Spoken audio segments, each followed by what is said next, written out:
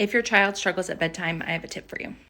And this is for the kids that want their parents to lay by them a lot. They have a hard time going into bed. They just want you at bedtime. I want you to slow down and extend the bedtime routine, adding more connection in. Let me tell you what I mean. First, my name's Lindsay, child therapist, mindful motherhood educator, one half of Mindful as a Mother. Give us a follow here. Bedtime is typically our child's longest separation from us. So their nervous system reacts to the separation. And the behaviors that we see are like the clinginess and the whining. So if we can add in safety cues, i.e. EU, co-regulation connection, whether it's reading a book together, snuggling, slowly moving through the bedtime routine instead of trying to rush the separation. And look, I get it. I get off work at 7 usually, and bedtimes are difficult because I want to hang out with my kids, but I also want them to go to bed so I can have alone time. Just do the best you can, and I promise it will help. This is how I do it. So I typically get home between 7 and 7:30. That's the time we usually offer our kids what we call last snack. It's their last chance to have a snack before bed. So while I'm eating my dinner, I get my kids their last snack and my phone is away. This is where I talk with them about their day. We usually share like our high and low of the day and just take time to really connect with them and put my full attention on them while I'm eating.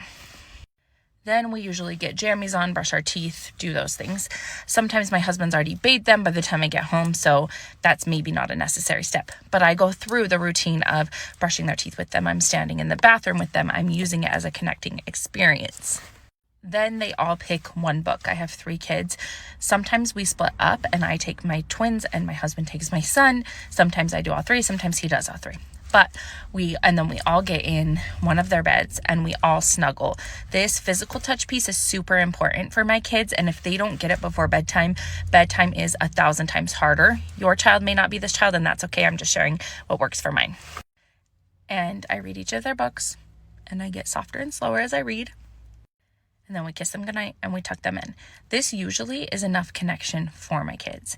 Now, your child may be different, and you might want to comment on this video and say, no amount of connection is enough for my child. Lots of people say that.